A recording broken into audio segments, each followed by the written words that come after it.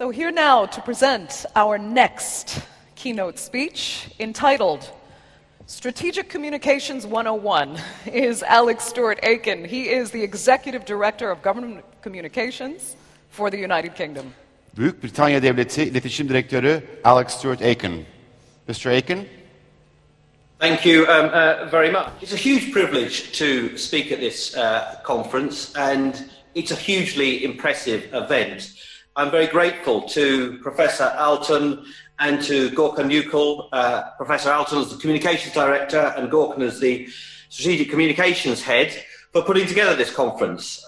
Over 100 speeches, 3,000 delegates, 30 hours of content, from talking about kindness to digital diplomacy and consumer insight. So I hope to contribute a little in a spirit of humility and shared endeavour. As Professor Alton said, the ability of democracies to use communication to serve humanity's interests and be an engine of progress is a motivating call to us all. I'm going to talk about how we deliver communications strategy in the United Kingdom. I've tweeted about the government communications website, where you can see all our work, all the content that we produce.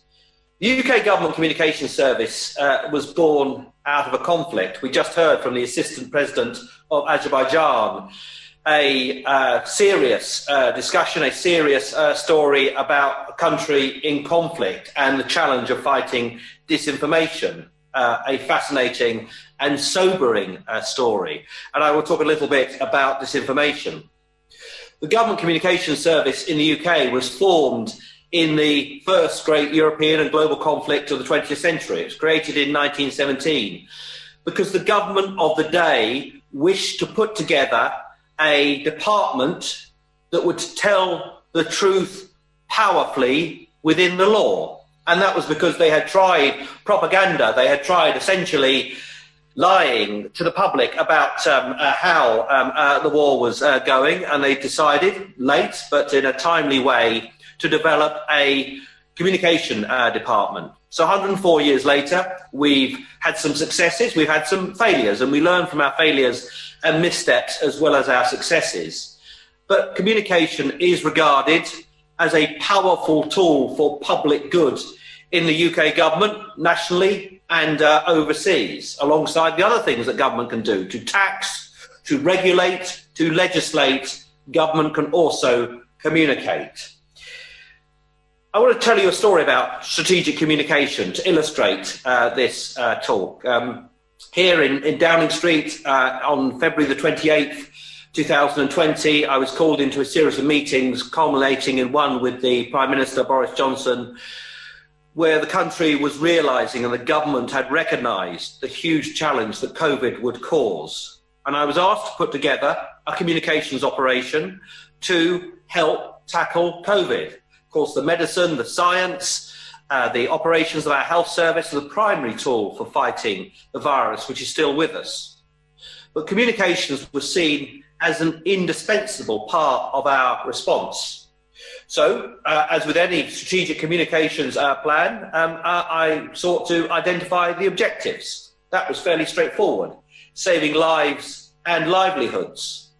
And then turning to the operation. All governments are complex, many departments and agencies and lots of competing interests.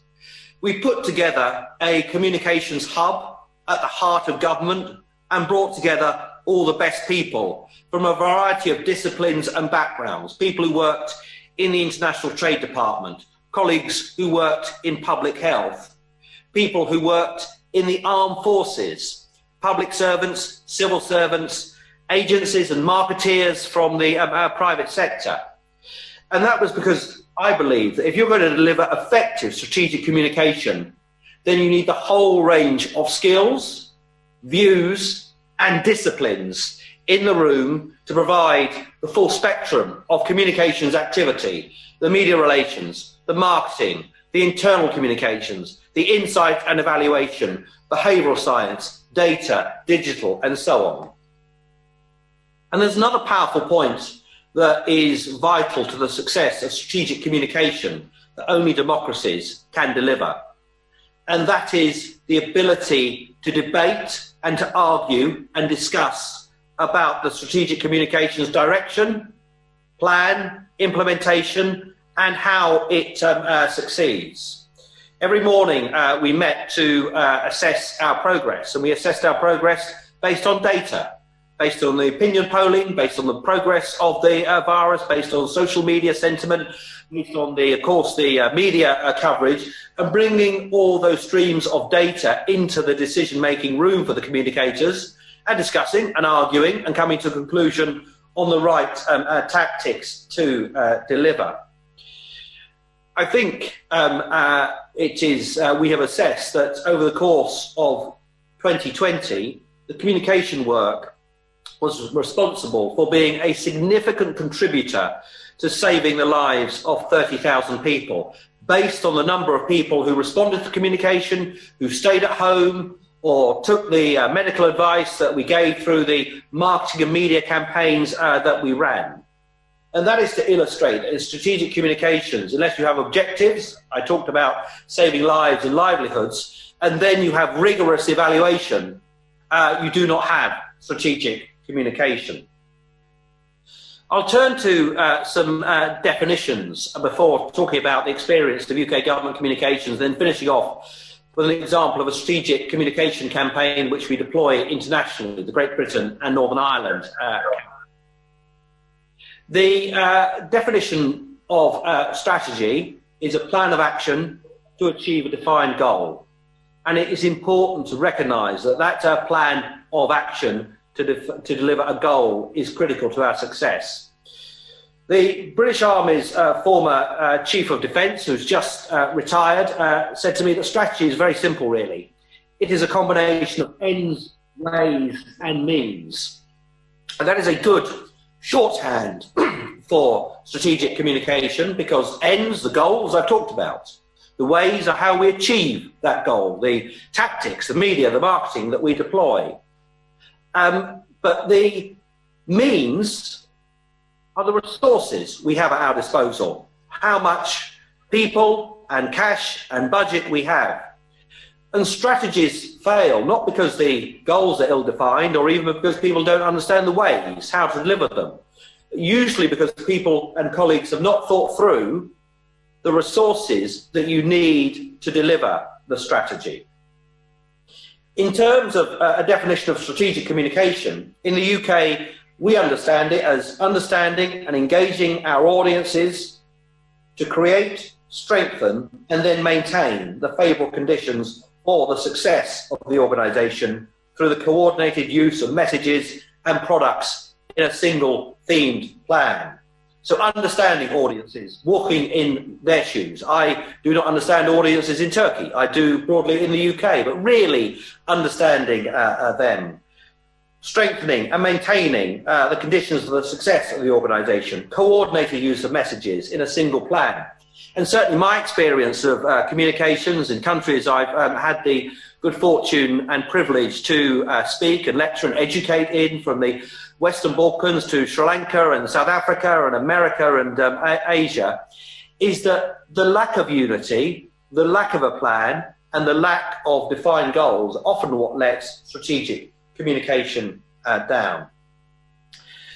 You can find the guide to the UK strategic communications on the Government Communications Service website, and all our products are available there. And you can see our guide to strategic communication, how it relies on insight and ideas and then implementation and evaluation. I want to turn now to delivering strategic communications for UK government. Again, on the website, you will be able to see the Government Communications Plan entitled Build Back Better, because that is the plan that the UK Prime Minister, Boris Johnson, has asked us to deliver. That is the objective. And we bring together across government about 100 campaigns to improve people's public health, to recruit people to work in the public services, to increase levels of education, to work internationally with our allies and friends in the EU and NATO and the OECD and so on. And that's important because that's the whole of government talking together, working together, under guidance of a ministerial board for government communications to understand what government wants the communicators to achieve. At the heart of that is our operating model.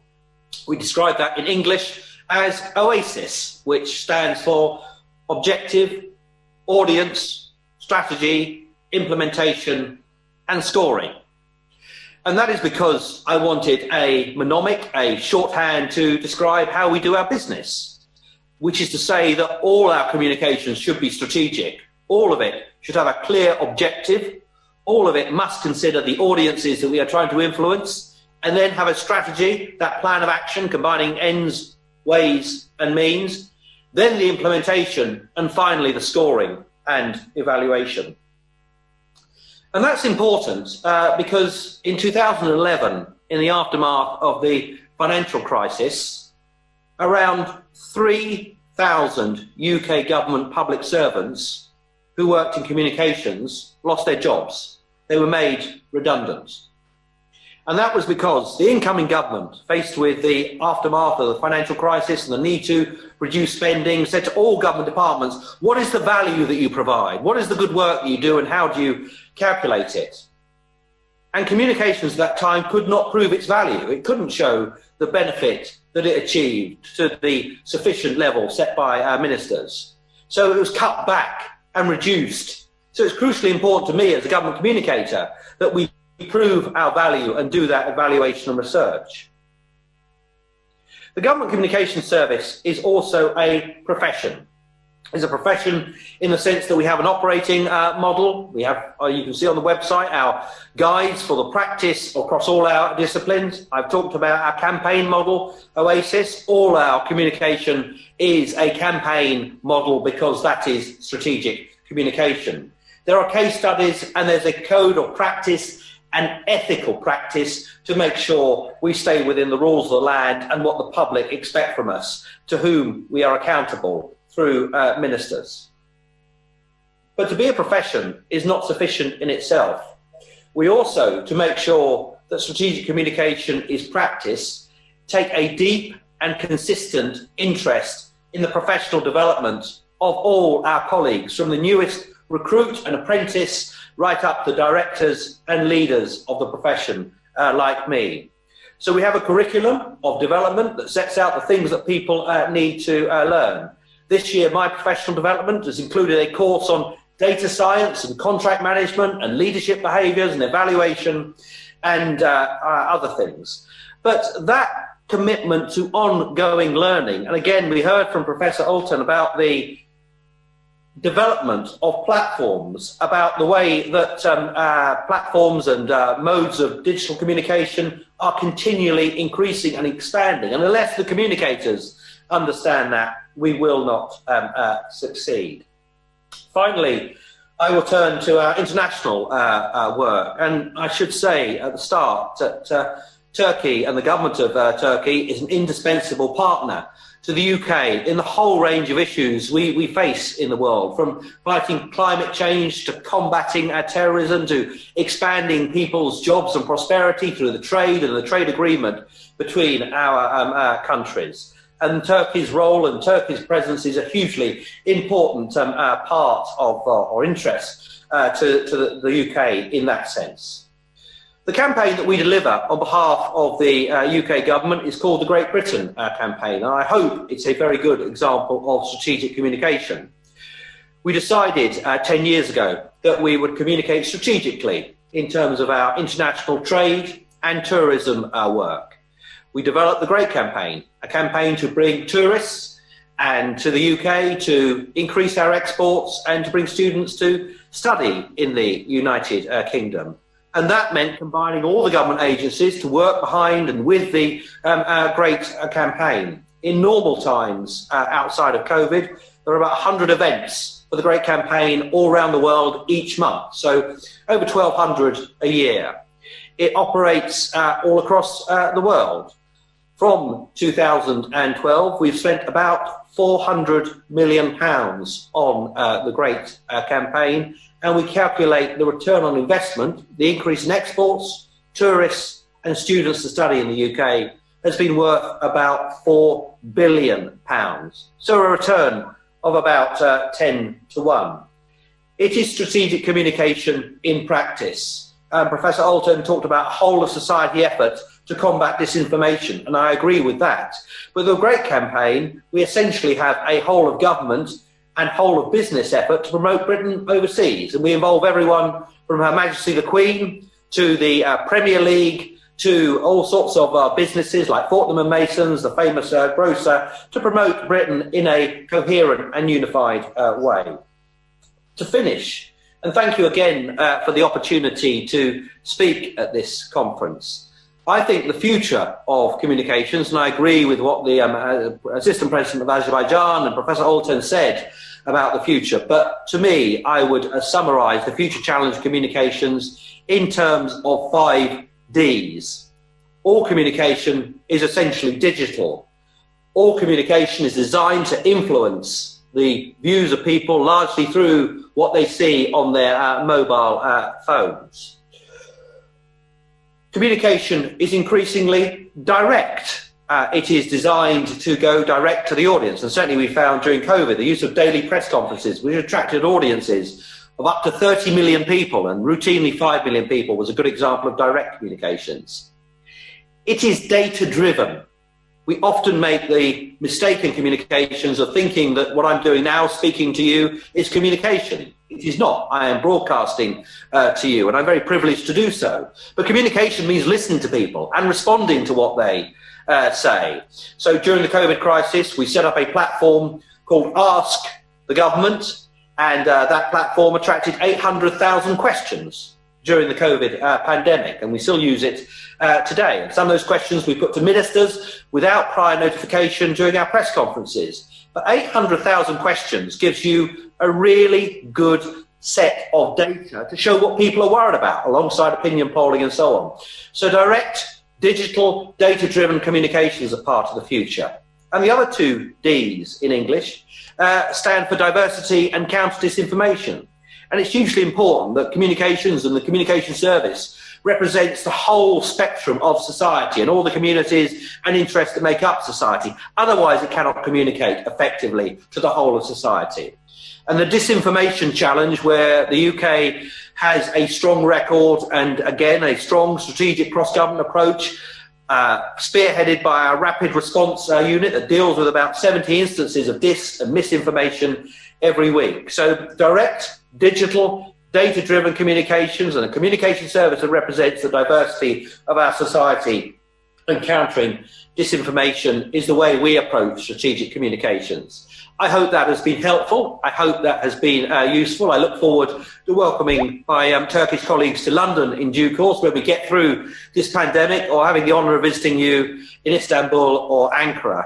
Thank you very much for the opportunity to speak to you. And the final point I would make is communications is now essentially boundaryless. There are no longer domestic or foreign audiences. It is all digital, and anything that is said in Ankara or Istanbul or London and elsewhere will be heard in those places online.